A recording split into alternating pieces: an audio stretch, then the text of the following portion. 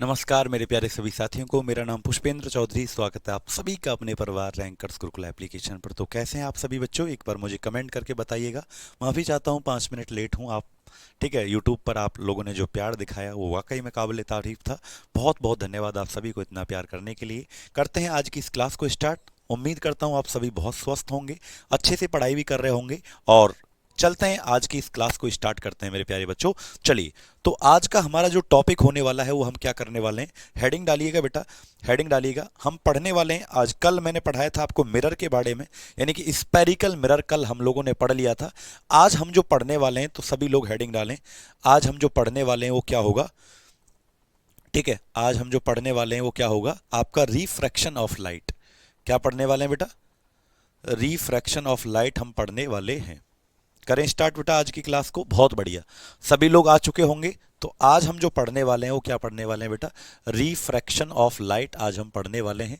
सभी लोग भाई जल्दी जल्दी से कमेंट करके मुझे बताओ। राम राम भाई, राम राम, जय श्री श्याम। चलो लिखो बेटा, आज हम जो पढ़ने वाले हैं, चैप्टर हमारा चल रहा था लाइट। चैप्टर हमारा जो चल रहा था लाइट, प्रकाश हमारा टॉपिक चल रहा था, लाइट हमारा टॉपिक चल रहा था। ठीक है, चैप्टर हमारा लाइट चल रहा था, जिसके अंदर टॉपिक जो चलेगा बेटा, टॉपिक का नाम सभी लोग लिख लें। टॉपिक जो हमारा चलने वाला है वो क्या होगा, रिफ्रैक्शन ऑफ लाइट। क्या होगा बच्चों, रिफ्रैक्शन ऑफ लाइट। लिखिएगा बेटा, बहुत बढ़िया। सभी बच्चों को बुला लो जो जो क्लास में नहीं है, मैसेज करके। रिफ्रैक्शन ऑफ लाइट, प्रकाश का अपवर्तन। क्या होगा, बहुत इंपॉर्टेंट टॉपिक है बेटा आप सभी के लिए। प्रकाश का अपवर्तन अब हम पढ़ेंगे। ठीक है, प्रकाश का अपवर्तन हम पढ़ेंगे, रिफ्रैक्शन ऑफ लाइट। बहुत बढ़िया, बहुत बेहतरीन। ठीक है, बहुत बढ़िया, बहुत बेहतरीन। अपलोड बेटा हो जाएगा, 1-2 दिन का मुझे टाइम नहीं, एक तो तबीयत बेटा ठीक नहीं है बिल्कुल थोड़ी सी, और क्लास इतनी चल रही है कि बस मुझे थोड़ा सा वक्त दे दें। आपकी सारी पीडीएफ तो कल मैंने कुछ अपलोड करवा भी दी है, प्रैक्टिस सीट भी आपको अपलोड करवा दी जाएंगी। ठीक है, चलो करते हैं आज की इस क्लास को स्टार्ट बेटा। हाँ, जय बालाजी सरकार भैया। तो रिफ्रैक्शन ऑफ लाइट, देखो पहली क्लासेस में आप लोगों ने 2-3 क्लासेस पहली पढ़ ली, जिसमें सबसे पहले पहली ही क्लास में मैंने आपको रिफ्लेक्शन पढ़ाया था। क्या पढ़ाया था बेटा, रिफ्लेक्शन पढ़ाया था, परावर्तन जिसे कहते हैं। लेकिन आज हम क्या पढ़ रहे हैं बेटा, अपवर्तन। रिफ्रैक्शन आज हम पढ़ रहे हैं। ठीक है, हिंदी में भी अपलोड आज हो जाएंगे बेटा, आपके 1 लाइनर क्वेश्चन हिंदी में भी आज अपलोड हो जाएंगे। ठीक है बच्चों, चिंता क्यों कर रहे हो, हिंदी में भी अपलोड हो जाएंगे। जब इंग्लिश में कल करवा दिए मैंने बिना कहे आप लोगों से, तो हिंदी में भी आज हो जाएंगे। ठीक है ना, चलो तो याद रखना बेटा, लाइट का रिफ्रैक्शन आज हम पढ़ेंगे। सबसे पहली बात कि जो रिफ्रैक्शन होता है ना बेटा, इसमें मिनिमम तो 2 मीडियम चाहिए। मिनिमम का मतलब क्या है, कम से कम 2 माध्यम चाहिए। रिफ्रैक्शन में क्या चाहिए बेटा, मिनिमम 2 मीडियम चाहिए, यानी न्यूनतम न्यूनतम 2 माध्यम चाहिए ही चाहिए।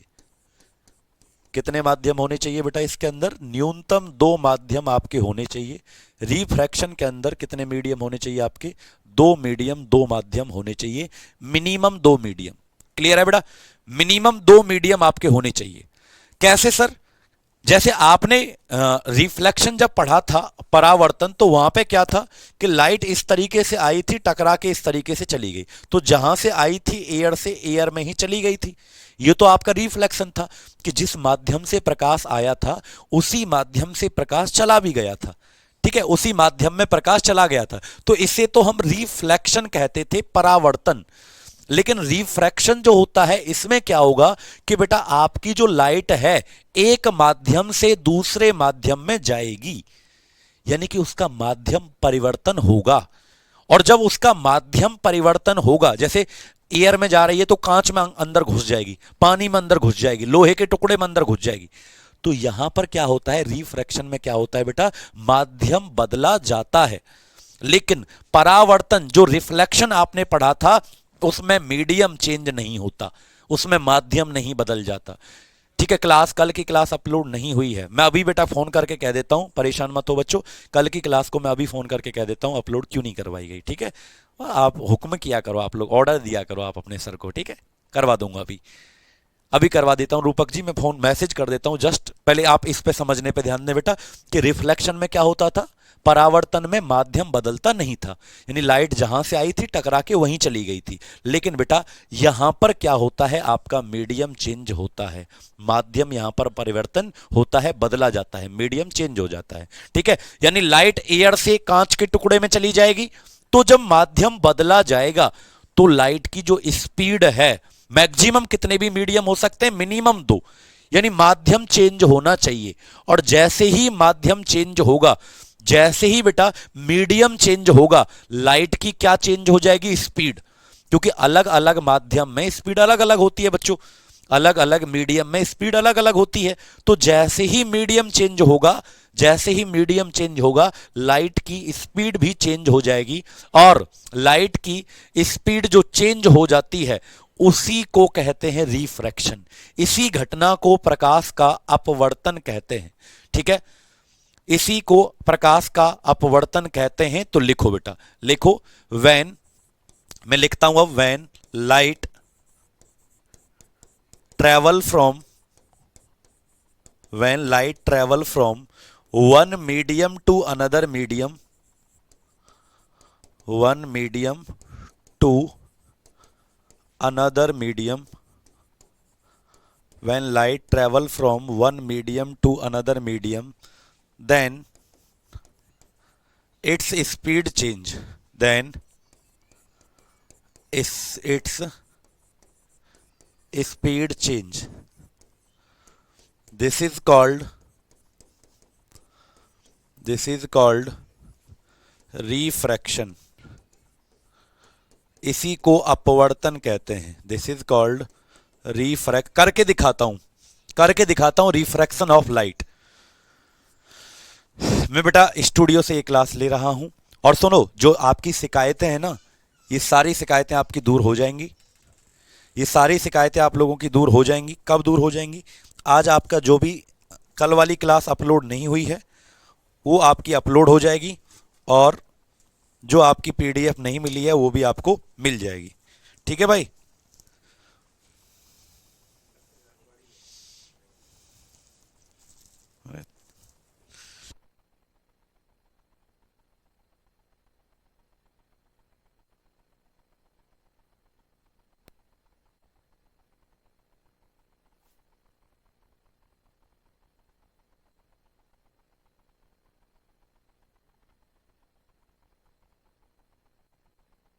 क्लास की टाइमिंग चेंज कीजिए। हाँ बेटा, टाइमिंग के थोड़ा सा इश्यू चल रहा है बाबू, वो चेंज हो जाएगा आपका, चिंता मत करो, घबराओ मत तुम। ठीक है, चेंज वो हो जाएगा आपका, जो वो है चेंज हो जाएगा, परेशान मत हो बिल्कुल भी। ठीक है,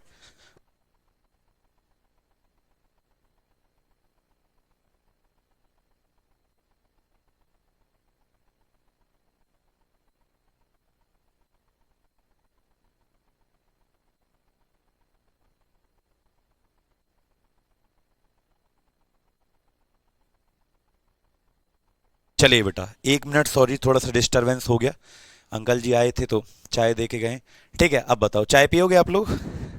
मेरा कमेंट सभी का जा रहा है, आप लोग परेशान मत हुआ करो बेटा, पीडीएफ भी मिल जाएगा आपको, और आपको वन लाइनर जो है वो हिंदी में भी मिल जाएगा। मैं हूं तो क्यों परेशान होना है, मेरे होते हुए भी परेशान हो गए तो फिर क्यों, क्या क्या ही पढ़ाना है बताओ। अपनी अपना परिवार रैंकर्स गुरुकुल हमेशा आपके साथ है, परेशान बिल्कुल भी मत हो। आपकी जो भी शिकायतें हैं वो मेरी पर्सनल शिकायतें हैं, आपकी जो भी शिकायतें हैं ना वो मेरे पर्सनल, ये समझ लो मैं पर्सनली लेता हूँ, हर चीज़ को तुरंत से तुरंत मैं सॉल्व करवाने की कोशिश करता हूँ बेटा। ठीक है, चलो चिंता मत करो, बस आपको पढ़ाई पे ध्यान देना है बेटा। फिर से कह रहा हूँ, देखो अब मत लिखना कमेंट में पीडीएफ नहीं है, ये नहीं है, वो नहीं है, पढ़ने पे ध्यान लगाओ।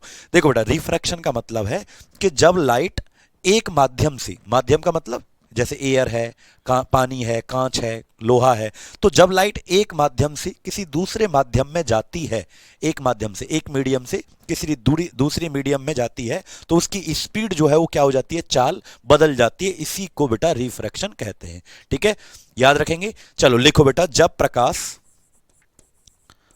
प्रकाश एक माध्यम से, अच्छा कौन कौन था सुबह 10 वाली क्लास में, जो नहीं था उसकी पिटाई होगी, एक माध्यम से दूसरे माध्यम में जाता है, दूसरे माध्यम में जाता है, तो उसकी चाल बदल जाती है।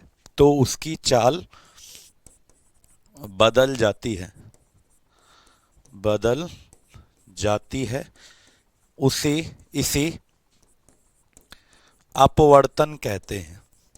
क्या कहते हैं इसको? अपवर्तन कहते हैं। याद रखेंगे, इसे अपवर्तन कहते हैं। इस घटना को क्या कहते हैं? अपवर्तन। तो कम से कम कितने मीडियम चाहिए रिफ्रैक्शन में? दो। ज्यादा से ज्यादा तो कितने भी हो सकते हैं भाई। मान लो पानी से कांच में चली गई, कांच से हवा में चली गई, हवा से कहीं और चली गई, तो ज्यादा से ज्यादा मैक्सिमम कितने भी।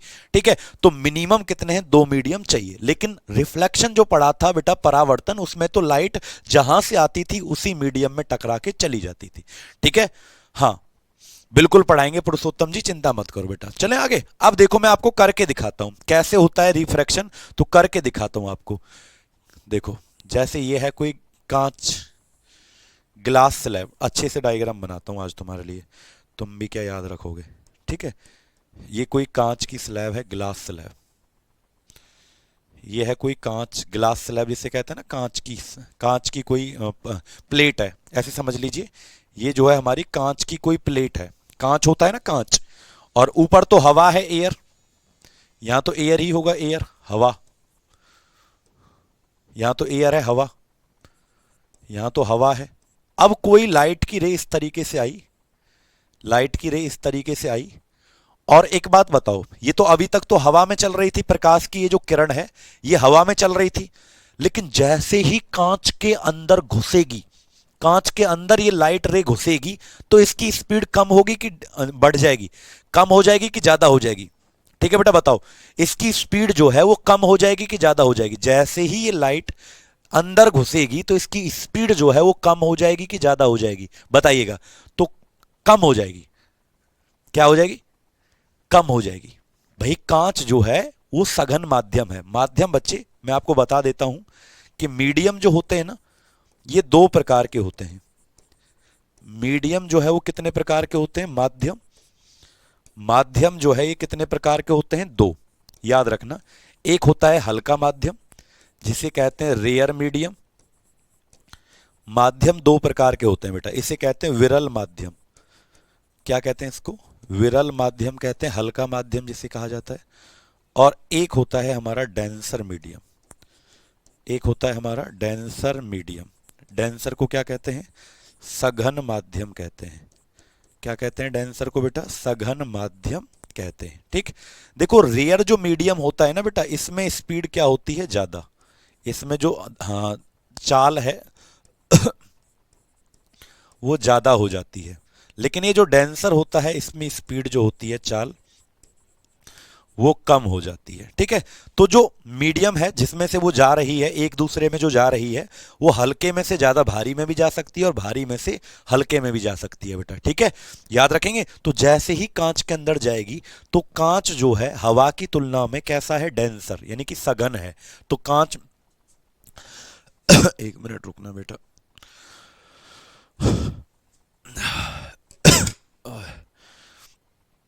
तबीयत बहुत खराब है, गला ही बैठ रहा है एकदम। चलो,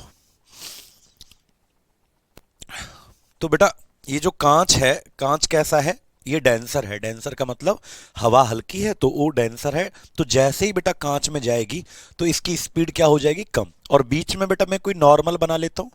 अच्छा, नॉर्मल किसे कहते थे बेटा? नॉर्मल कहते थे कि कोई ऐसी लाइन जो 90 डिग्री का कोण बनाती हो।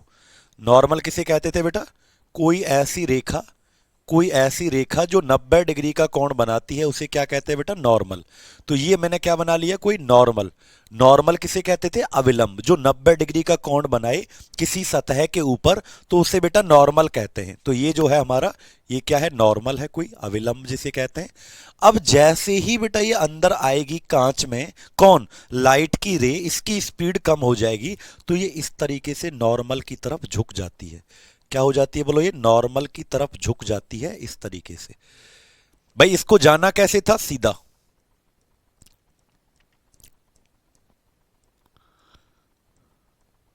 इसको जाना तो ऐसे था।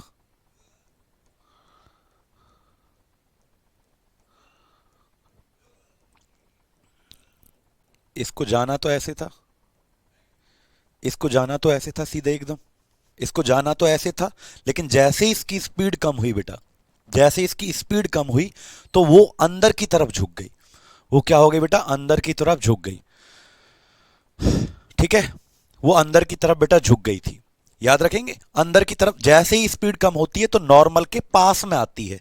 और फिर से मैं एक और नॉर्मल बना लेता हूं बेटा, मैं फिर से एक और नॉर्मल बना लिया। लो, एक और नॉर्मल मैंने फिर से बना लिया है, ये एक और नॉर्मल मैंने फिर से बना लिया है। अब जैसे ही बाहर निकलेगी, आप लोगों से मैं पूछना चाहूंगा बेटा, बेटा पिछली क्लास अपलोड अभी हो जाएगी 10 मिनट में। जैसे ही बेटा ये बाहर निकलेगी, लाइट की रे अंदर अंदर जा रही थी, लेकिन अभी तो इसकी स्पीड कम है, जब कांच के अंदर चल रही होगी तो स्पीड क्या होगी, कम। लेकिन जैसे ही बेटा वो एकदम खुले में निकलेगी, लेकिन जैसे ही बेटा वो एकदम खुले में निकलेगी तो स्पीड फिर से क्या हो जाएगी, ज्यादा हो जाएगी। ठीक है सोहित जी, कोई नहीं बेटा। सर इतनी क्लासें लेते हो सर, यूट्यूब पर मत जाओ, एप्लीकेशन पर ही ध्यान दे दो। हाँ बेटा, दोनों पर ध्यान दूंगा, चिंता क्यों कर रहे हो बेटा। देखो, जैसे ही बाहर निकलेगी तो स्पीड क्या हो जाएगी, ज्यादा। और बेटा जब स्पीड ज्यादा होती है ना, तो ये नॉर्मल से दूर जाती है। ये जब स्पीड ज्यादा होती है तो क्या होती है, नॉर्मल से दूर। तो कुछ इस तरीके से लाइट जा रही है, पहले ऐसे गई, फिर ऐसे गई, और फिर बाहर तेज चली गई। तेज का मतलब, क्योंकि बाहर निकलेगी तो हवा मिलेगी, खुला एकदम, ये भी एयर है और ये भी एयर है, हवा। तो यहां एयर एयर है तो हवा में स्पीड फिर से ज्यादा हो जाएगी। आप लोग मेरी बात समझ पाए। इस एंगल को क्या कहेंगे बेटा, एंगल आई। आई का मतलब क्या होता है, इंसीडेंट एंगल। आई का मतलब क्या होता है, इंसीडेंट। ये डायग्राम अपनी कॉपी में बना लो, आपतन कोण, इंसीडेंट एंगल, आपतन कोण। ये जो एंगल है ये अंदर वाला, इसे कहते हैं आर। ये जो कोण है इसे क्या कहते हैं, आर। आर का मतलब होता है रिफ्रैक्टेड। अब रिफ्लेक्टेड मत कहना, यहां रिफ्रैक्टेड एंगल। ठीक है, इसे कहते हैं अपवर्तन कोण। ठीक है, याद रखेंगे बेटा, नॉर्मल के और रिफ्रैक्टेड रे के बीच में रिफ्रैक्टेड एंगल, इंसिडेंट रे आपतित किरण और अविलंब के बीच में आपतन कोण। ठीक है, ये जो सबसे बाहर में जो रे गई है इसे कहते हैं बेटा इमरजेंट रे। क्या कहते हैं इसे, निर्गत किरण कहते हैं। ये जो सबसे बाहर गई है ना, इसे कहते हैं निर्गत किरण। इसे कहते हैं, सबसे बाहर जो गई है इसे इमरजेंट रे, निर्गत किरण कहते हैं। और ये हमारी क्या थी, इंसिडेंट रे। ये जो सीधी आ रही है ना बेटा, बिल्कुल सीधी सीधी सीधी सीधी जो आती है उसे क्या कहते हैं हम, इंसिडेंट रे। इसे हम आपतित किरण कहते हैं, इसे हम आपतित किरण कहते हैं।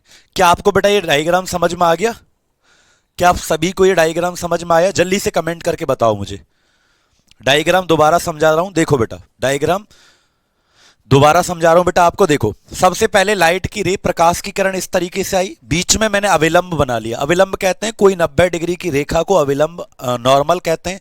जैसे ही अंदर जाएगी तो उसकी चाल जो है कांच के अंदर, ये कांच है, कांच के अंदर उसकी चाल कम हो जाएगी तो वो नॉर्मल की तरफ झुक जाती है। और जैसे ही अंदर अंदर जाएगी और जैसे बाहर निकलेगी, कांच में से बाहर निकलेगी, तो ये फिर से मैंने एक नॉर्मल बना लिया। तो अब इससे दूर हो गई है, देखो अब इससे दूर हो गई तो बाहर जो है जैसे ही निकलेगी चाल ज्यादा हो जाएगी, स्पीड क्या हो जाएगी, ज्यादा। तो यही डायग्राम है रिफ्रैक्शन का। ये जो कोण है शुरुआत का इसे कहते हैं आपतन कोण, ये अंदर जो कोण है इसे कहते हैं अपवर्तन, रिफ्रैक्टेड एंगल। और सुनो बेटा, इस एंगल को कहते हैं, ये जो एंगल है इसे ई कहते हैं। ई का मतलब होता है इमरजेंट एंगल, निर्गत कोण। ई का मतलब क्या होता है, इमरजेंट एंगल। बना लिया ना डायग्राम सबने, हटा दूं, निर्गत कोण। चलें आगे बेटा। तो ये मैंने आपको रिफ्रैक्शन करके दिखाया कि कैसे लाइट एक मीडियम से दूसरे मीडियम में जाती है तो उसका स्पीड चेंज हो जाता है। कैसे लाइट एक मीडियम से दूसरे मीडियम में जाती है तो उसका स्पीड चेंज हो जाता है। नोट करके एक बात लिखो बेटा, नोट करके, नोट करके एक बात लिखिएगा बेटा सभी बच्चे। यहां पर एक चीज नोटिस कर रहे होंगे आप कि ये इंसिडेंट रे जो सीधी आई है बिल्कुल, और ये लास्ट में जो निकली है ये क्या है, इमरजेंट रे, निर्गत किरण। तो आपतित किरण जो होती है ये निर्गत किरण के समानांतर होती है। क्या होती है? देखो, क्या इनके बीच में अलग अलग दूरी है? नहीं, ये दोनों हमेशा ऐसे ही चलती जाएंगी, पैरेलल। ये दोनों क्या होती हैं? पैरेलल। कौन कौन? इंसिडेंट रे और इमरजेंट रे। ठीक है बेटा, याद रखेंगे। तो लिखो भाई, सौरभ जी मैं क्या कर सकता हूं बेटा, इसमें आपका इसमें टाइम टेबल का डिस्कशन किया जाएगा, चिंता मत करो। ठीक है, तो लिखो बेटा, incident ray, incident ray is parallel to, is parallel to emergent ray, is parallel to emergent ray. लिखो, आपतित किरण, आपतित किरण निर्गत किरण के, निर्गत किरण के समानांतर होती है, समानांतर होती है। हमेशा क्या होती है? पैरेलल।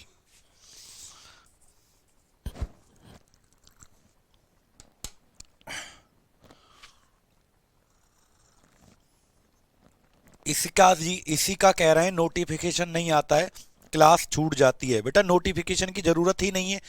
11 बजे आपकी क्लास एप्लीकेशन पर होती है, याद कर लो, और 10 बजे यूट्यूब पर। नोटिफिकेशन का क्या जरूरत है बच्चों? नोटिफिकेशन आपको क्यों चाहिए बेटा? क्लास का टाइमिंग फिक्स है, 11 बजे आपकी एप्लीकेशन, 10 बजे यूट्यूब। ठीक है, याद रखेंगे। बताओ, इंसिडेंट रे नहीं समझ में आया? आपने से लिया है क्या? हाँ, अपने से भाई, इंसिडेंट रे कहते हैं बेटा जो शुरुआत में आती है, तो कहीं से तो आई होगी इसको टकराने के लिए, तो शुरुआत से ही आई है वो तो एकदम। लेकिन जैसे ही अंदर घुसी है तो अंदर क्या हो गई है? लाइट की स्पीड कम, तो अंदर की तरफ झुक गई। जैसे ही बाहर निकली है तो स्पीड क्या हो गई है? ज्यादा, तो अलग हट गई है। तो ये एक ही लाइट रे है जो ऐसे ऐसे जा रही है। ठीक है, और लेकिन सीधी जानी चाहिए थी। अगर ये लाइट आती नहीं कांच की प्लेट, तो फिर तो सीधी जा रही होती। इंसिडेंट रे आपतित किरण, ये आगे मैंने बढ़ा दिया है, इसको आगे दिखाया है कि अगर ये कांच की प्लेट ना आती तो ये सीधी चलती है ऐसे। ठीक है, समझ में आया बेटा सबको? जल्दी से बताओ, यहां तक किसी को कोई प्रॉब्लम? यहां तक किसी बच्चे को कोई प्रॉब्लम बेटा? बहुत बढ़िया, आगे चले। आपके कमेंट बहुत ज़्यादा आ रहे हैं बेटा, तो बहुत सारे बच्चों के रिप्लाई मैं नहीं कर पा रहा हूँ। क्लास 03 अपलोड कर देंगे भैया, मैंने आज की क्लास में 50 बार बोल दिया कि मैं कर दूंगा कर दूंगा कर दूंगा। नहीं हो पाया है टेक्निकल इशू के कारण, तो वो हो जाएगा अभी। अब कैसे करूँ? चलो मैं कर देता हूँ फिर बेटा, अभी क्लास छोड़ के। ऐसे नहीं होता है बेटा, आप लोग एक बात सुनो ना मेरी, कि जो मैं कह रहा हूँ। केमिस्ट्री का क्लास कोई नहीं चला अभी। ठीक है, चलो अब सुनो आगे बेटा, हेडिंग डालो अगला, लॉज ऑफ रिफ्रैक्शन। अगला हेडिंग डालो, लॉज ऑफ रिफ्रैक्शन। लिखें, अपवर्तन के नियम, अपवर्तन के नियम। अपवर्तन के नियम, कितने नियम पढ़ेंगे बेटा? 2। जैसे आप लोगों ने परावर्तन के पढ़े थे ना, 2 नियम, आई बराबर आर होता है, तो वैसे ही आप लोग बेटा अब क्या पढ़ेंगे बोलो? अपवर्तन के, ये जो आपने, मैंने अभी आपको अपवर्तन पढ़ाया ना, इसके 2 नियम हैं। क्या पढ़ाया है मैंने अभी तक? आज का टॉपिक हमारा क्या था? रिफ्रैक्शन। तो मैंने जो ये रिफ्रैक्शन पढ़ा रहा हूं, इसके कितने नियम होते हैं? 2। सबसे पहला नियम जो होता है वो सेम होता है। रिफ्लेक्शन का जो नियम है ना, वो एक नियम बिल्कुल मैच होता है बेटा। ठीक है, याद रखेंगे। अब विजय जी बार बार रिपीट कर रहे हैं एक कमेंट को, कल की क्लास नहीं देख पाए हूं, अपलोड भी नहीं हुआ है, देख सकता हूं क्या ये क्लास? हाँ देख सकते हो बेटा फिर भी। ठीक है, चलो बेटा सुनो। तो अब हम एक नियम सबसे पहला लिखो, incident ray comma reflected ray comma normal रे, all lies on the same plane, all lies on the same plane. ये नियम आपने रिफ्लेक्शन में भी पढ़ा था ना, परावर्तन में, तो एक नियम मैच करता है, दोनों का सेम होता है। यानी क्या कह रहा हूं बेटा? लिखो, आपतित किरण, आपतित किरण कॉमा अपवर्तित किरण, अपवर्तित अपवर्तित किरण कॉमा अविलंब ये तीनों एक ही समतल पर होते हैं। ये तीनों एक ही समतल पर होते हैं। एक ही समतल पर होते हैं। तो आप लोग देखेंगे बेटा कि देखो आपतित किरण ये है जो आ रही है, ये जो अंदर जा रही है, ये झुक के जो अंदर जा रही है ये वाली, ये है अपवर्तित किरण और ये है अभिलंब। तो ये तीनों एक ही बिंदु पे हैं कि नहीं है? ये एक ही पॉइंट पर हैं और एक ही प्लेन सरफेस पे हैं। आपतित किरण ये अंदर जो झुक गई है ये अपवर्तित किरण और ये है अविलंब। ये तीनों के तीनों एक ही समतल पर हैं, एक ही समतल पर हैं। देखो ये प्लेन है, एक ही समतल पर। ठीक है बेटा, याद रखेंगे? सभी लोगों को याद रहेगा बेटा? बताओ। आपका कैमरा सही काम नहीं कर रहा है। कौन कह रहे हैं? ये रिस्की आसिफ जी कह रहे हैं। बेटा दिख तो रहा होगा।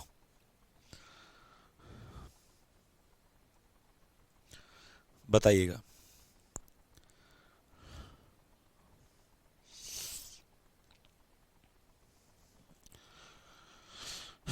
जल्दी से बताओ बेटा, यहां तक सबको समझ में आया? कुछ बच्चे ऐसे हैं कि अभी भी ग्रुप में कुछ ना कुछ बातें कर रहे हैं, मतलब उनको क्लास की कोई फिक्र नहीं है, लेकिन वो ग्रुप में ही बातें करेंगे। धन्य हो ऐसे बच्चों को।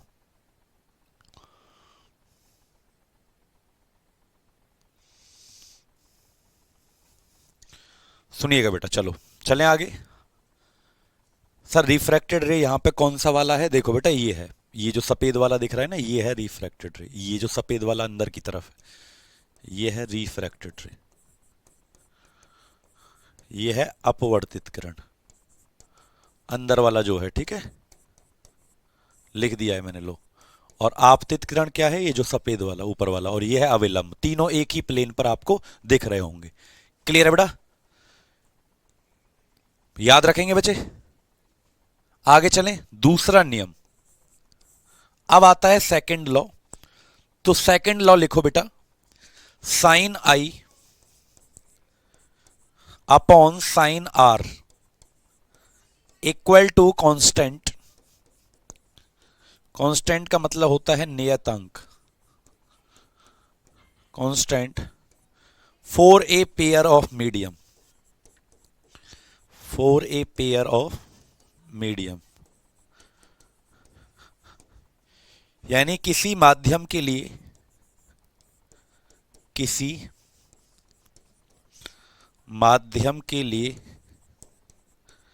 साइन आई बटे साइन आर एक फिक्स वैल्यू होती है, एक नियतांक आता है, एक नियतांक आता है।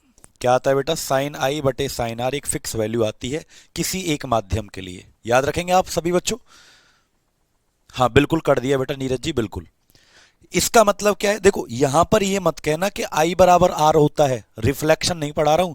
रिफ्लेक्शन में क्या था कि आई बराबर आर होता था। परावर्तन जब आपने पढ़ा था सबसे पहली क्लास के अंदर, तो आई बराबर आर होता था वहां पे। लेकिन यहां आई जो है आर के बराबर नहीं होता। क्या होता है यहां पर? साइन। साइन जानते हो, मैथ में ट्रिग्नोमेट्री पढ़ी होगी, साइन थीटा कॉस थीटा। तो साइन आई, साइन 30, जैसे मान लो आई जो है 30 है, साइन 30 अपॉन आर जो है वो कुछ भी है, साइन 45। तो ये हमेशा पहली बात तो आई जो होगा बड़ा होगा आर से। साइन 45 अपॉन साइन 30 एक कांस्टेंट वैल्यू आती है बेटा। सॉल्व कर लेंगे इसको तो एक कांस्टेंट वैल्यू आती है। मान लो 2 आ गया, 3 आ गया, 4 आ गया, तो उसे बेटा हम क्या कहते हैं? Sine i upon sine r equal to constant. ठीक है, for a pair of medium. तो इसे कहते हैं सेकेंड लॉ। और इसी नियम को बेटा हम, याद रखना, इसी नियम को स्नेल्स लॉ के नाम से भी जानते हैं। इस नियम को क्या कहते हैं बेटा? Called Snell's law. क्योंकि ये नियम जो है ये स्नेल नाम के वैज्ञानिक ने दिया, इसलिए इसे स्नेल का नियम कहते हैं। क्या कहते हैं इसको बेटा? स्नेल का नियम इसे कहा जाता है। क्या कहा जाता है इसको? स्नेल का नियम कहा जाता है। याद रखेंगे? तो आपको याद हो गए बेटा दोनों नियम हमारे। कौन कौन से नियम है हमारे? साइन आई बटे sine r equal to constant for a pair of medium. यानी मान लीजिए साइन 45 है तो आप इसे सॉल्व कर सकते हो ना। साइन 45 अपॉन साइन 30, तो ये फिक्स आएगा एक वैल्यू। ये क्या आएगा, एक फिक्स वैल्यू आता है आपका निकल कर। याद रहेगा क्या, जल्दी से बताओ बेटा। ये फिक्स वैल्यू निकल के आपका आता है 4 कांस्टेंट। इसी को कहते हैं सिनेल्स लॉ, सिनेल का नियम इसे कहा जाता है। ठीक है बेटा। जगजीत जी कह रहे हैं सत श्री अकाल सर जी, सत श्री अकाल भैया। आपको ऐड कर दिया जाएगा, दीक्षा वर्मा जी, सबको ऐड कर दिया जाएगा, परेशान ना हो बेटा। याद रखेंगे आप लोग, sine i upon sine r equal to क्या आएगा, constant for a pair of medium. ठीक है बेटा। तो अब हमारा ये जो रिफ्रैक्शन है ये क्या होता है खत्म यहाँ पर। कि सबसे पहले मैं एक चीज एक बार रिवीजन करवा देता हूँ आप लोगों को, 1 मिनट। कि देखो रिफ्रैक्शन पहली बात होता क्या है, तो बेटा देखो, प्रकाश का अपवर्तन का मतलब है कि लाइट जब एक माध्यम से किसी दूसरे माध्यम में जाता है ना, यानी यहां पर माध्यम परिवर्तन होगा। लेकिन जब आपने परावर्तन पढ़ा था रिफ्लेक्शन पहली क्लास में, तो वहां पर मीडियम आपका चेंज नहीं हुआ था। तो जब लाइट एक मीडियम से दूसरे मीडियम में जाता है तो उसकी क्या चेंज हो जाती है, स्पीड। और इसी स्पीड में चेंज होने को क्या कहते हैं, अपवर्तन, रिफ्रैक्शन ऑफ लाइट कहा जाता है। ठीक है बेटा। और माध्यम कितने प्रकार के होते हैं, दो, एक रेयर और एक होता है डेंसर। रेयर में स्पीड क्या होती है, हल्का, रेयर का मतलब हल्का, ज्यादा होती है।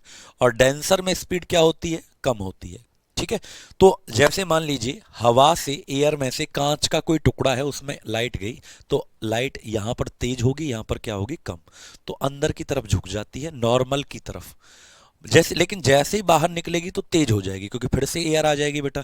ठीक है। तो इसको आई कहते हैं, इसको आर, इसको ई कहते हैं। और ये सबसे बाहर निकली है, इसे कहते हैं इमर्जेंट रे।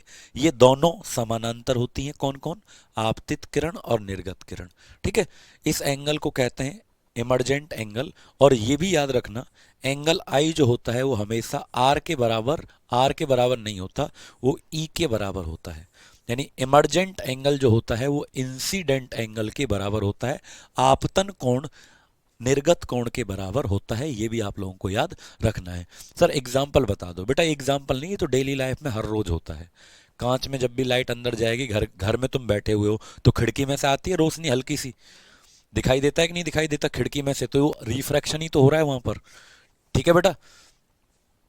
लास्ट सेकंड स्लाइड दिखा, याद रखेंगे बेटा। तो आई बराबर आर नहीं होता, ई होता है। फिर मैंने बताया कि इसके दो नियम होते हैं, अपवर्तन के कितने नियम होते हैं, दो। सबसे पहला नियम यह है कि ये दो तीन लाइन है, कौन कौन सी, ये इंसिडेंट रे, ये जो अंदर गई है ये रिफ्रैक्टेड रे, अपवर्तित किरण, और ये अविलंब, ये तीनों एक ही समतल पर होते हैं। और दूसरा है कि साइन आई, यानी इस कोण का साइन ले लो, साइन 45, साइन 60 जितना भी है, और आर इससे कम होगा क्योंकि अंदर की तरफ झुक गई है ना। तो साइन जैसे 60 हो गया, साइन 60 बटे साइन 30। तो जब इसको सॉल्व करोगे तो एक कांस्टेंट वैल्यू निकल के आती है। ठीक है बेटा, याद रखेंगे। तो ये इतना मैंने अभी तक आपको पढ़ाया है। अगला टॉपिक हेडिंग डालें, रिफ्रैक्टिव इंडेक्स। रिफ्रैक्टिव इंडेक्स जिसे कहते हैं अपवर्तनांक, अपवर्तनांक इसे कहते हैं, लिखिएगा रिफ्रैक्टिव इंडेक्स। क्या कहते हैं इसको, म्यू से रिप्रेजेंट करते हैं बेटा। किससे करते हैं, म्यू से। बेटा व्हाट्सएप ग्रुप में ऐड कर दिया जाएगा, काहे घबरा रहे हो, इतना परेशान नहीं होते।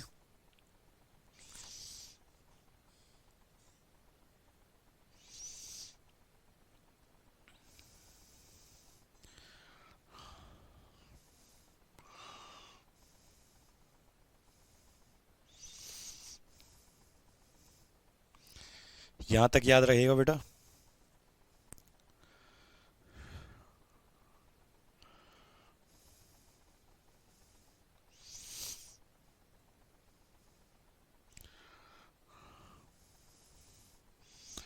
चले आगे बेटा। बायोलॉजी नहीं याद हो रहा है, क्या करें, हो जाएगा बेटा, बार बार रिवीजन करो। हमेशा चेंज होता है या फिर फिक्स रहता है बेटा, वो एक मीडियम के लिए फिक्स रहेगा। कि जहां पर मान लीजिए आई 60 है तो आर हमेशा 45 रहेगा, इस तरीके से होता है वो।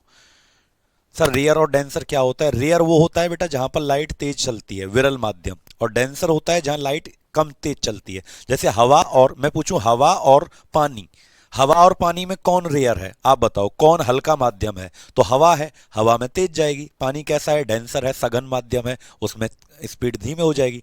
ठीक है। याद रखेंगे बेटा, क्लियर है?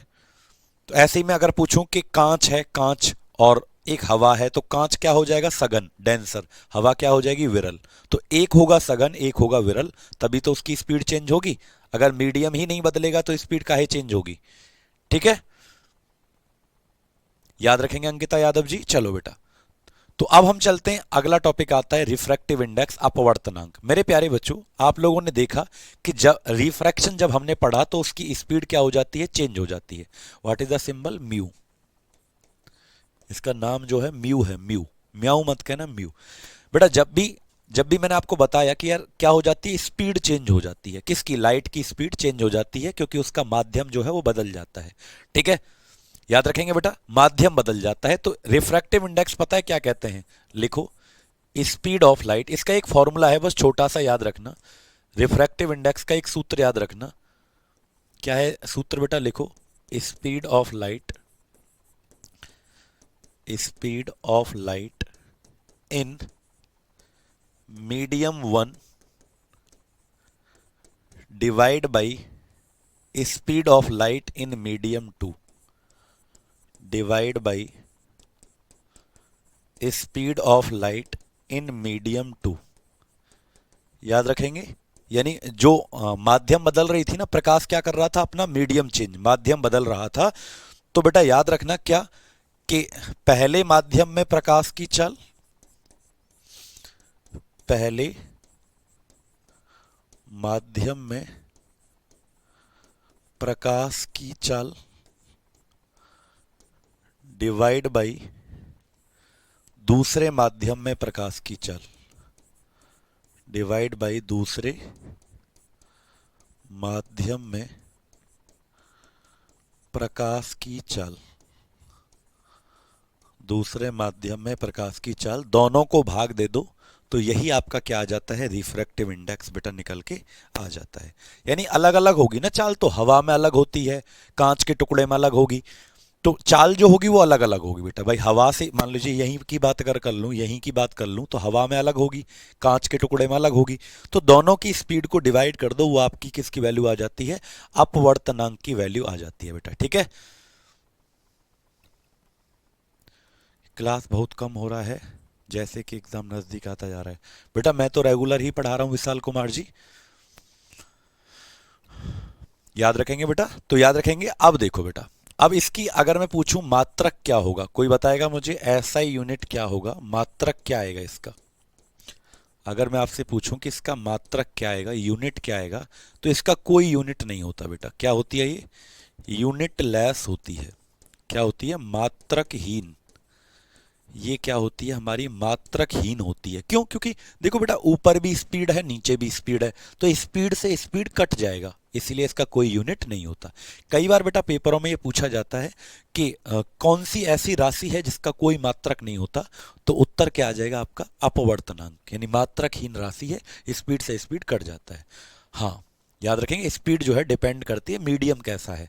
रेयर है तो तेज चलेगी, और डेंसर है तो कम चलेगी। ठीक है, सघन है तो स्पीड कम होगी, और हल्का है तो तेज होगी। याद रखेंगे प्यारे बच्चों, इसकी कोई भी यूनिट नहीं होती है। आगे चलें क्या? तो ये था आपका रिफ्रैक्टिव इंडेक्स, ये बात आप लोगों को बेटा याद रखनी है। अब इससे आगे हम चलते हैं बच्चों, अब इसके आगे हम चलते हैं, तो हेडिंग डालें आप लोग, हेडिंग डालें आप लोग, लेंस हेडिंग डालें। क्या हेडिंग डालेंगे बेटा आप लोग? लेंस हेडिंग डालेंगे। आप लोग हेडिंग डालेंगे लेंस। क्या हेडिंग डालेंगे आप लोग? लेंस हेडिंग डालेंगे।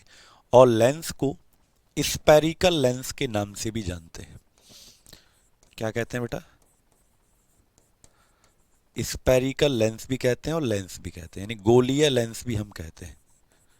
क्या कहते हैं बेटा? गोलीय लेंस भी हम कहते हैं, या फिर लेंस भी हम कहते हैं। ठीक है, तो लेंस कह लीजिए, गोलीय लेंस कह लीजिए, एक ही बात है। लेंस कह लीजिए, गोलीय लेंस कह लीजिए, एक ही बात है। अब जरा समझते हैं क्या होता है बेटा ये। ठीक है, अब जरा समझते हैं बाबू क्या होता है ये। लेंस कह लीजिए, गोलीय लेंस कह लीजिए, क्या होता है, ध्यान से सुनिएगा। और बाकी क्लास से नहीं लगता है कि एग्जाम। बेटा ठीक है, मैं कोशिश करूंगा प्रियंका मिश्रा जी। ठीक है, चलो। तो गोलीय लेंस भी कहते हैं। क्यों कहते हैं गोलीय लेंस बच्चों? इसीलिए कहते हैं क्योंकि ये ठोस गोले से बने हुए थे। कांच का, जैसे ये कोई ठोस गोला है, हमारे लेंस जो होंगे वो दो होंगे। हमारे जो लेंस होंगे वो कितने होंगे? दो। हम जो अपने लेंस पढ़ेंगे ना, वो दो लेंस पढ़ेंगे बेटा। लेंस जो हम पढ़ेंगे वो कितने लेंस पढ़ेंगे? दो।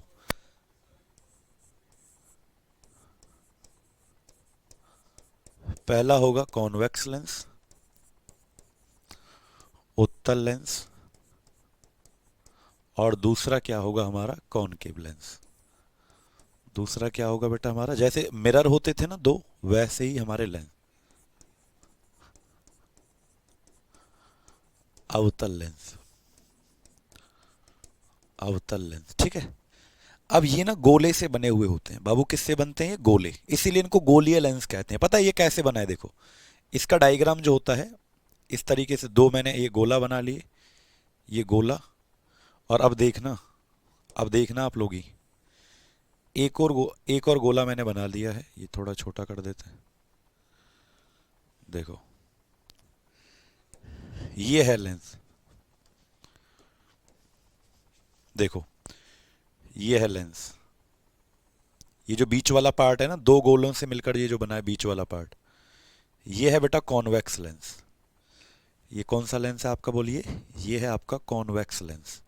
याद रखेंगे, ये जो बीच वाला पार्ट आपका दिख रहा है ना, इसी को हम कहते हैं कॉन्वेक्स लेंस। यानी कॉन्वेक्स लेंस का डायग्राम कुछ इस तरीके से बनता है। ये जो बीच वाला हिस्सा बना है, तो यही कॉन्वेक्स लेंस है बेटा। ठीक से नहीं बना थोड़ा यहाँ। ये क्या होता है हमारा? बोलो। कॉन्वेक्स लेंस होता है बेटा। ठीक है, ये जो बीच वाला पार्ट है। ऐसे ही कॉनकेव लेंस, और ये ट्रांसपेरेंट होते हैं। जैसे मिरर पे क्या करते थे? दर्पण पे एक साइड पॉलिश, लेकिन यहां पर कोई साइड पॉलिश नहीं करते हैं बेटा। ठीक है, अब ये कैसे बनता है? तो देखो, ये फिर से देखना आप लोग, ये भी गोला से ही बना हुआ है। जैसे एक गोला हमने ये ले लिया बाबू, बाबू, ओए बाबू, एक गोला ये ले लिया, और एक और गोला एक और ले लेते हैं यहाँ पे। अरे तेरी, देखो बेटा, एक और गोला यहाँ पे ले लेते हैं। अब ध्यान से देखना आप लोग, एक गोला ये ले लिया। अब देखना, ये भी गोला से ही बना हुआ है। इनको ऐसे मिला दो, इनको ऐसे मिला दो।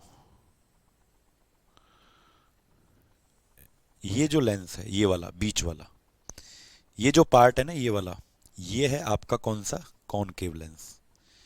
ये आपका कौन सा लेंस है बेटा? ये आपका कॉनकेव लेंस है। क्या आप लोग बात समझ पाए? यानी इसका डायग्राम कुछ इस तरीके से आपको दिखेगा। इसका डायग्राम आपको इस तरीके से दिखेगा। तो ये दोनों गोला से ही बने हुए हैं, तो इसलिए इनको क्या कहते हैं? गोलीय लेंस कहते हैं। ठीक है बेटा, याद रखेंगे बेटा।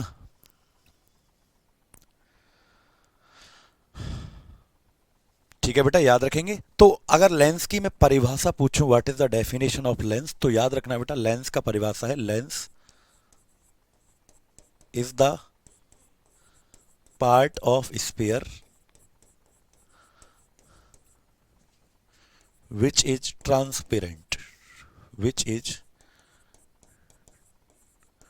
ट्रांसपेरेंट। और इसकी दोनों साइड जो होती है ना लेंस की, उन दोनों भुजाओं से एक एक गोला बन के तैयार हो जाता है। दोनों साइड से एक एक गोला बन जाता है। याद रखेंगे, दो, इससे भी एक गोला बन गया, इससे भी एक गोला बन गया। ठीक है बेटा, तो क्या लिखेंगे? इट इज ट्रांसपेरेंट एंड बस ऐसे ही लेने दो। लेंस क्या होता है बेटा? लेंस गोले का एक हिस्सा होता है। यानी यहां पॉलिश नहीं होती जैसे दर्पण पे होती थी। गोले का एक हिस्सा होता है, एक हिस्सा होता है जो कि पारदर्शी होता है। जो कि कैसा होता है बेटा? पारदर्शी होता है। याद रखेंगे, जो कि पारदर्शी होता है, बिल्कुल ट्रांसपेरेंट होता है। याद रहेगा बेटा? ठीक है। कॉन्वेक्स लेंस दोबारा समझाएं। कॉन्वेक्स देखो कैसे बना है बेटा। कॉन्वेक्स लेंस जो होता है, ऐसे दो गोले को रख लिया, एक जैसे ये दो गोले रख लिया, बीच वाला पार्ट जो है ये कॉन्वेक्स लेंस है। ये जो आपका पार्ट बना है, ये बीच वाला, ये क्या है? आपका कॉन्वेक्स लेंस है। दो तरह के, जैसे मिरर होते थे हमारे दो, कॉनकेव मिरर, कॉन्वेक्स मिरर, वैसे ही दो लेंस होते हैं बेटा। ठीक है, याद रखेंगे बच्चों। वो एक गोले से बनते थे। जैसे आपने देखा होगा कि कॉनकेव मिरर जब मैंने आपको पढ़ाया था तो उसकी एक साइड पॉलिश थी, तो वो एक गोले से बनते थे। ऐसे ही कॉन्वेक्स मिरर था जिसके अंदर वाली साइड पॉलिश थी, तो वो तो बनते थे एक गोले से। ये कितने गोले से बनते हैं? ये how many sphere? Two sphere से बनते हैं। वो एक स्पेयर से बनते थे बेटा। ठीक है, याद रखेंगे बेटा। चलो, अब ये जो इसके बारे में क्या बात याद रखनी है, ये जो कॉन्वेक्स मिरर होता है इसे कन्वर्जिंग मिरर कहते हैं। क्या कहते हैं बेटा? इसको कन्वर्जिंग मिरर कहते हैं। यानी कि इसे कहते हैं हम अभिसारी। ये इकट्ठा करता है लाइट को। अभिसारी किसे कहते हैं बताया था ना आपको वहां? अभिसारी मिरर कह रहा हूं यार, पागला हो गया हूं। लेंस, अभिसारी लेंस इसे कहते हैं। क्या कहते हैं? अभिसारी लेंस इसे कहते हैं। अभिसारी का मतलब है लाइट को क्या कर देता है बेटा? ये इकट्ठा कर देता है। और इसे कहते हैं डाइवर्जिंग मिरर। इसे क्या कहते हैं बेटा? डाइवर्जिंग मिरर कहते हैं। यानी इसे कहते हैं अपसारी मिरर। बार बार मिरर लिख रहा हूं, लेंस है बेटा, लेंस है। इसे कहते हैं अपसारी लेंस, कहते हैं अपसारी लेंस इसे कहते हैं। ठीक है, क्योंकि ये लाइट को फैला देता है। लेकिन मिरर में उल्टा पड़ा था, आप लोगों ने पता है? मिरर में उल्टा, ये वाला जो मिरर था कॉनकेव मिरर जो था वो इकट्ठा करने वाला था। उल्टा है, कॉनकेव मिरर इकट्ठा करता था, कॉनकेव लेंस फैलाता है। उल्टा चक्कर है। वो कॉन्वेक्स मिरर जो था वो फैलाता था, ये इकट्ठा करता है। ये इनमें उल्टा चक्कर है बेटा। ठीक है, याद रखेंगे। हाँ, स्पेक्टिकल्स में होता है, याद रखेंगे बच्चों। तो इसको कहते हैं कन्वर्जिंग, इसको कहते हैं डाइवर्जिंग। आंख में ये लेंस पाया जाता है। हमारी नेत्र वाला टॉपिक जब पढ़ाऊंगा ना आपको, ह्यूमन आई वाला टॉपिक, तो बताऊंगा कि आंख में कौन सा लेंस पाया जाता है, ये वाला कॉन्वेक्स लेंस। याद रहेंगे बेटा। कि आपको लेंस समझ में आया प्यारे बच्चों सबको? अब एक लेंस फॉर्मूला लिख लीजिए बेटा। क्या लिख लीजिए? Lens formula. जैसे हमने मिरर फॉर्मूला लिखवाया था ना आपको। दर्पण का सूत्र किस किस को याद है? कमेंट बॉक्स में लिखो। जो बच्चा सबसे पहले लिखेगा उसको हमारी तरफ से एक इनाम मिलेगा। लेंस का सूत्र, जैसे आपको दर्पण का सूत्र लिखवाया था वैसे ही क्या होता है? लेंस का सूत्र होता है। लिख लो क्या? 1/v माइनस 1/u बराबर 1/f। ठीक है, u क्या होता है? Object distance. u क्या होता है आपका? ऑब्जेक्ट डिस्टेंस होती है। वस्तु की दूरी को क्या कहते हैं बेटा? u। u क्या होता है आपका? ऑब्जेक्ट डिस्टेंस, यानी वस्तु की दूरी। जितना मतलब लेंस है कोई, उससे कितनी दूर कोई वस्तु रखी है तो उस दूरी को u कहते हैं बेटा। ठीक है, लेंस और मिरर दोनों सेम होती हैं। अरे पगलो, तुमने पढ़ा नहीं इसका मतलब पहला टॉपिक। पहला टॉपिक नहीं पढ़ा ना? रंजीत ईमानदारी से बताना, पढ़ा कि नहीं पढ़ा? नहीं पढ़ा, क्योंकि नाम ही आज मैंने पहली बार लिया है आपका। तभी आप कह रहे हो कि लेंस मिरर सेम होते हैं। नहीं होते पागल, जमीन आसमान का अंतर है। वो एक साइड पॉलिश होती है, ये इसकी दोनों साइड पॉलिश नहीं होती है। ये ट्रांसपेरेंट होता है, पारदर्शी। ठीक है, तो देखो बेटा, वी किसे कहते हैं? कि उसकी इमेज कितनी दूर बन रही है, उसके अंदर जो प्रतिबिंब है वो कितनी दूर बना है। बाबू ध्यान से पढ़ा करो सारी वीडियो पहले, तब समझ में आएगा। ठीक है बच्चों, प्रतिबिंब की दूरी को क्या कहते हैं? प्रतिबिंब की दूरी को वी कहते हैं। एफ किसे कहते हैं? एफ कहते हैं फोकल लेंथ। एफ किसे कहते हैं? फोकल लेंथ, यानी फोकस दूरी। एफ किसे कहते हैं? फोकल लेंथ, फोकस दूरी। याद रखेंगे बेटा। देखो अंतर इतना है कि मिरर जब पढ़ा था, मिरर फॉर्मूला, तो यहाँ प्लस लगा हुआ था, लेकिन लेंस फॉर्मूला जब पढ़ रहे हैं तो यहाँ पर क्या लगा हुआ है? माइनस लगा हुआ है। यहाँ पर क्या लगा हुआ है? माइनस लगा हुआ है। तो मिरर और लेंस में अंतर समझ में आया बेटा? वहां प्लस लगा था, यहाँ पर क्या लगा है? माइनस लगा हुआ है।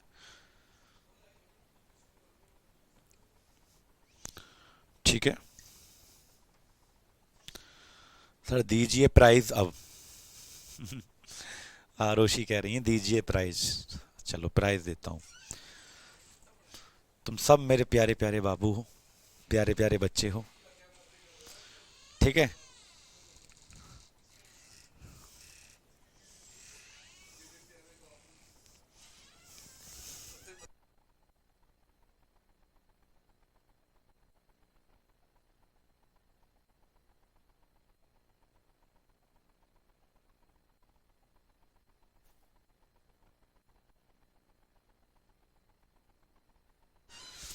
याद रखेंगे। चलो, जिस बच्चे ने सबसे पहले दिया वो मेरा सबसे प्यारा बच्चा है, ठीक है।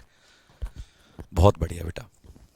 चलो अब सुनो बेटा, तो याद रखेंगे। अब अगला टॉपिक हमारा एक और आता है बेटा, लिखो पावर ऑफ द लेंस। बेटा बहुत बार ये पेपर में पूछा जाता है, पावर ऑफ द लेंस यानी लेंस की पावर कितनी है।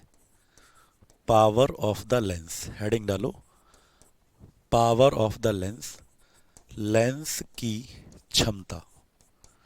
कैसे निकालते हैं किसी लेंस की क्षमता, कैसे निकालते हैं किसी लेंस की पावर, क्षमता। तो बेटा देखो, अब क्षमता का मतलब ये है कि जैसे कॉन्वेक्स मिरर था, कॉन्वेक्स लेंस था, तो कॉन्वेक्स लेंस इकट्ठा करता था, अब अभिसारी था उत्तल लेंस, और अवतल लेंस जो है वो फैलाता था। तो कोई कितना ज्यादा इकट्ठा करेगा या कोई कितना ज्यादा फैला देगा, उस चीज को हम बेटा क्या कहते हैं, उसकी पावर कहते हैं। कोई कितना ज्यादा फैला देगा और कोई कितना ज्यादा इकट्ठा कर देगा, उस चीज को क्या कहते हैं बेटा, उसकी पावर कहते हैं। पावर का मतलब शक्ति, क्षमता। जैसे मैं जो पढ़ाता हूं, मैं आपको पढ़ाता हूं, तो मैं पावरफुल कब होऊंगा, जब आपको ज्यादा से ज्यादा पढ़ाऊं। कोई बदमाश आदमी है और वो मर्डर वर्डर करता है, तो ऐसे थोड़ी आप ये कहोगे सर इसको लाइट वाला टॉपिक नहीं आता, ये पावरफुल नहीं है। अरे उसका लाइट से क्या मतलब, वो तो जितने आदमी ज्यादा मारेगा उतना ज्यादा पावरफुल। तो एक बात बताओ, ये लेंस क्या करता था हमारा, इकट्ठा। कॉन्वेक्स लेंस, उत्तल लेंस इकट्ठा करता था। कॉनकेव लेंस क्या करता था, अवतल लेंस फैलाता था। तो ये जितना ज्यादा लाइट को फैलाएगा उतना ज्यादा पावरफुल होगा, और ये जितना ज्यादा इकट्ठा करेगा उतना ज्यादा ये क्या होगा, पावरफुल होगा। तो याद रखना बेटा, पावर बताता क्या है, power, power is the, power of lens is the, power of lens is the degree of, degree of convergence and divergence of a lens, convergence and divergence of a lens। याद रखना, किसी lens की क्षमता, किसी lens की क्षमता ये बताती है, ये बताती है कि लेंस कितना ज्यादा अभिसारी है, यानी इकट्ठा करता है, कि लेंस कितना ज्यादा अभिसारी है या अपसारी है। अभिसारी किसे कहते हैं, इकट्ठा करता है, अभिसारी है या अपसारी है। कितना ज्यादा इकट्ठा करने वाला है या कितना ज्यादा फैलाने वाला है। सर कॉनकेव और का एग्जाम्पल नहीं दिए, लव यू सर जी, ये आपका होमवर्क है, और मैं अभी कल भी तो इसके प्रीवियस ईयर क्वेश्चन करवाऊंगा, कल इनके यूज भी बताऊंगा बेटा, कॉनकेव कॉन्वेक्स के सबके यूज बताऊंगा, ठीक है रामकिशन बेटा। चलो सबके बताऊंगा। तो पावर का एक, पावर निकालते कैसे हैं बेटा, पावर का एक फॉर्मूला लिख लो, 1/, फोकल लेंथ। बेटा ये पावर निकालने का फॉर्मूला लिख लो, power equal to 1/, focal length, यानी कि फोकस दूरी। फोकल लेंथ को क्या कहेंगे, फोकस दूरी, यानी 1/, फोकस दूरी। क्षमता या शक्ति निकालने का सूत्र है 1/, फोकस दूरी। और ये भी याद रखना कि ये हमेशा आपको मीटर में लेना है, कभी कभी पेपर में इसको सेंटीमीटर में दे देता है बेटा, ठीक है, कभी कभी इसको सेंटीमीटर में दे देता है, लेकिन आपको इसको किस में बदलना है, मीटर में बदलना है, तब आपका आंसर आएगा बेटा, ठीक है। जैसे अगर मैं आपको क्वेश्चन दूं, और इसकी यूनिट भी याद रखो, ऐसा यूनिट क्या होती है, पावर ऑफ लेंस का मात्रक क्या होता है। बिल्कुल शबनम खातून जी क्या कह रहे हैं, पावरफुल हैं, बहुत बढ़िया शबनम। चलिए बताइए बेटा, तो इसकी यूनिट क्या होगी, तो याद रखना डायोपीटर। क्या होगी इसकी यूनिट बेटा, डायोपीटर, हिंदी में भी कहते हैं डायो, ठीक है, डायोपीटर। डायोप्टर इसका मात्रक होता है, ठीक है, किसका, पावर का। जैसे मान लीजिए मैं आपको कह दूं कि भैया किसी की फोकल लेंथ जो है वो 200 सेंटीमीटर है, मैं आपको एक क्वेश्चन दूं, मान लीजिए मैं आपको क्वेश्चन दूं, किसी की 200 सेंटीमीटर फोकस दूरी है एफ, तो आपको पावर बतानी है। तो बेटा ऐसे मत कर देना कि पावर बराबर 1/f होता है, तो पावर बराबर 1/200 कर दो कहीं पर, नहीं, पहले सेंटीमीटर को बाबू किस में बदलोगे, मीटर। तो 200 सेंटीमीटर को किस में बदलो, मीटर, तो क्या आएगा, 2 मीटर। अब आएगा 1/2, तो उत्तर क्या आ जाएगा, 0.5 डायोपीटर। ये बात आप लोग याद रखना, क्लियर। एक चीज और याद रखना यहां से, कि जो उत्तल लेंस होता है, कॉन्वेक्स लेंस, ये कभी कभी पेपर में पूछा जाता है कि कौन से लेंस की पावर प्लस होती है, तो बेटा जो इकट्ठा करता है ना उसकी पावर प्लस होती है। बस हो गया। इसकी पावर क्या होती है? Positive, plus. पॉजिटिव क्या होती है? धनात्मक होती है, प्लस होती है बेटा। और कॉनकेव लेंस जो होता है उसकी पावर क्या होती है? कॉनकेव लेंस, कॉनकेव लेंस का मतलब क्या है? अवतल लेंस जो होता है, अवतल लेंस जो होता है उसकी पावर क्या होती है? नेगेटिव, ऋणात्मक। ये बात दोनों याद रखना बेटा, बहुत इंपॉर्टेंट है। कॉन्वेक्स लेंस का पावर उत्तल लेंस का पॉजिटिव और कॉनकेव लेंस का अवतल लेंस का नेगेटिव। ठीक है, ये चैप्टर हमारा कंप्लीट हो गया बेटा, थ्योरी। कल की क्लास जब भी हम पढ़ेंगे तो इसके एक बार यूज पढ़ेंगे, मिरर लेंस के क्या पढ़ेंगे, यूज का मतलब। और वैसे आपका होमवर्क है ये, आप लोगों की कल कॉपी चेक करूंगा, आपको यूज लिख के लाना है।